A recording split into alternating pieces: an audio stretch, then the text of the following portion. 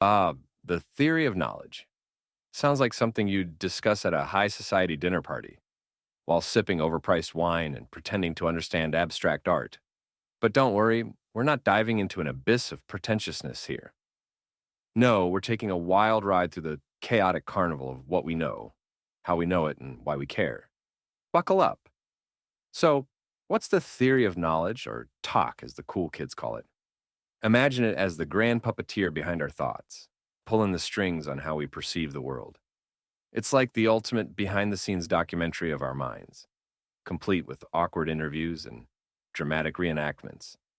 It's not just about having facts, it's about questioning where those facts come from, how reliable they are, and why your friend insists on believing in conspiracy theories. Let's kick things off with some major players in this brainy soap opera: perception, reason, emotion, and language. Picture them as the Beatles of understanding, each with their own quirks, but when they come together, magic happens. Perception is like the lead singer, front and center, grabbing all the attention. It's how we interpret the world through our senses.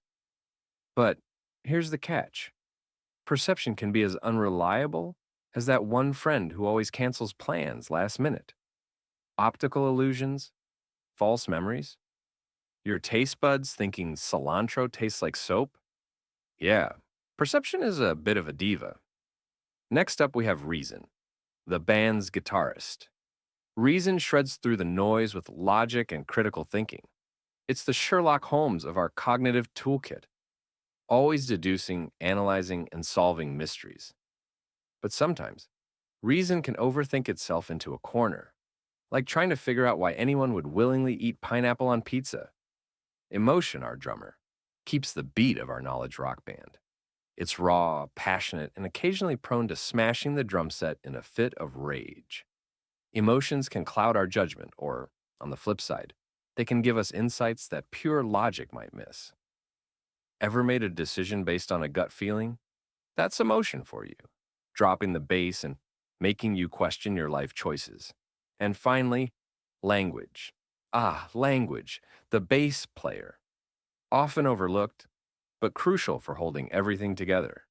It's how we communicate our thoughts, share knowledge, and occasionally say things we regret. Without language, we'd be stuck in a perpetual game of charades, which, while fun, isn't the most efficient way to discuss existential philosophy. Now, here's where it gets spicy. These ways of knowing aren't isolated. They interact, overlap, and sometimes clash like a reality TV show reunion. Your perception influences your emotions. Your emotions skew your reason, and your reason refines your language. It's a messy, beautiful dance of cognition. But wait, there's more. Let's throw some knowledge questions into the mix. Imagine you're at a dinner party and someone asks, "Can we ever truly know anything?" Classic talk bait. Do you respond with a deep philosophical musing? Or do you awkwardly laugh and change the subject to something safer, like the weather? Knowledge questions are the spicy jalapenos in the intellectual taco. They make you sweat, but they also bring flavor. What counts as evidence? To what extent does language shape thought? Is there a limit to human understanding? These questions are designed to make you squirm, rethink your assumptions, and possibly reconsider your life choices. Fun, right? So, why does any of this matter? Well, talk helps us navigate the world with a bit more nuance and skepticism. It's like having a mental Swiss Army knife, ready to cut through the BS and get to the juicy truth.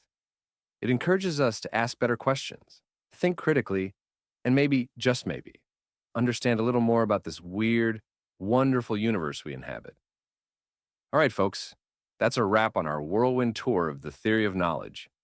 If your brain isn't spinning yet, you're doing it wrong.